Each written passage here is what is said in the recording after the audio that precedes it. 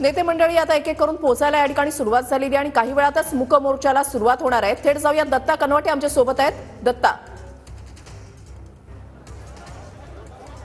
नक्कीच बीड शहरातल्या डॉक्टर बाबासाहेब आंबेडकर पुतळा चौकातून अवघ्या काही वेळामध्ये या ठिकाणी मूक मोर्चाला सुरुवात होणार आहे। आपण बघू शकता की मोठ्या संख्येने लोक या ठिकाणी जमलेले आहेत, हातामध्ये काळे झेंडे आहेत, त्याचबरोबर निषेधाचे फलक सुद्धा हातामध्ये घेतलेले आहेत। या ठिकाणी छत्रपती संभाजीराजे मोर्चाच्या ठिकाणी दाखल झालेले आहेत, त्याचबरोबर संदीप क्षीरसागर सुद्धा दाखल झालेले आहेत, नरेंद्र पाटील दाखल झालेले आहेत। यानंतर या ठिकाणी मनोज जरंगे सुद्धा 10 ते 15 मिनिटांमध्ये दाखल होत आहेत, त्यानंतर सुरेश धस सुद्धा दाखल होणार आहेत।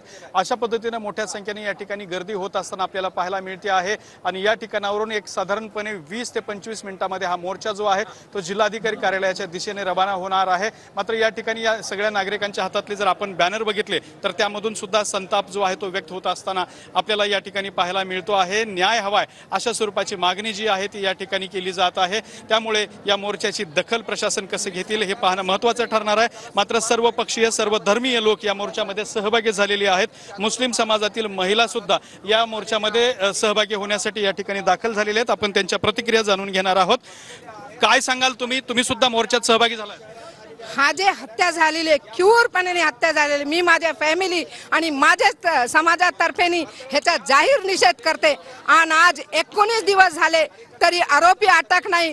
शासन कुठं कमी पडतो, काही पोलीस यंत्रणा कुठं कमी पडतात, हे समाजाला न्याय का देत नाही, हे कुटुंबाला न्याय का देत नाही, हे इथून आज जर त्यांना आजपासून उद्यापर्यंत जर आहेत पोलीस जे आहेत तैनात झालेलो आहे, जवळपास 500 पोलीस कर्मचारी आहेत तैनात करण्यात आलेले आहेत। आणि अशा पद्धतीनं एक जी गाडी आहे वाहतूक पोलीस शाखेची गाडी जी आहे ते सतत काम करताना आपल्याला पाहायला मिळते। बाबासाहेबांच्या पुतळ्यापासून शहरभर ही गाडी फिरते, जिथं वाहतूक खोळंबा होते त्या वाहतुकीला सुरळीत करण्याचं काम जे आहे अशा पद्धतीनं करण्यात येते।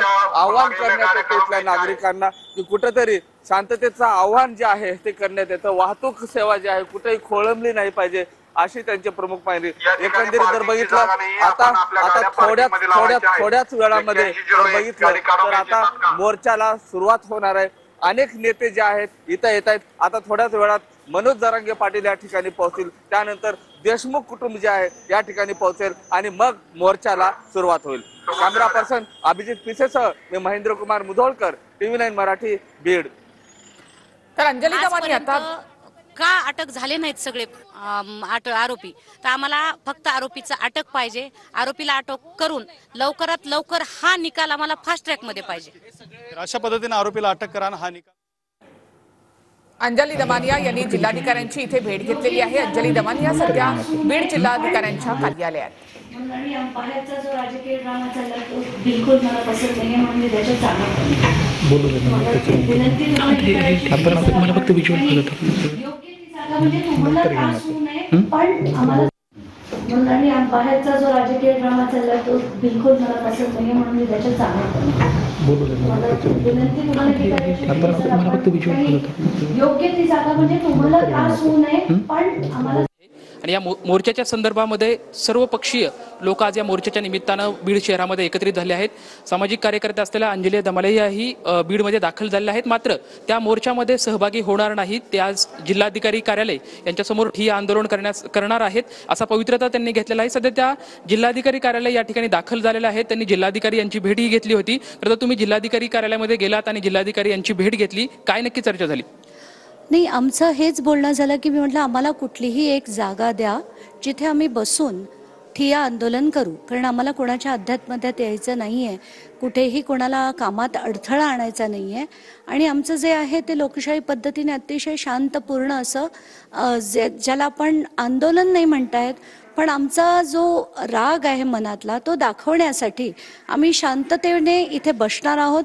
आणि जोपर्यंत वाल्मिक कराड यांना अटक होत नाही, धनंजय मुंडे यांचा राजीनामा मिळत नाही, तोपर्यंत कलेक्टर कार्यालयात आम्ही ठिय्या आंदोलन करायचं ठरवलंय।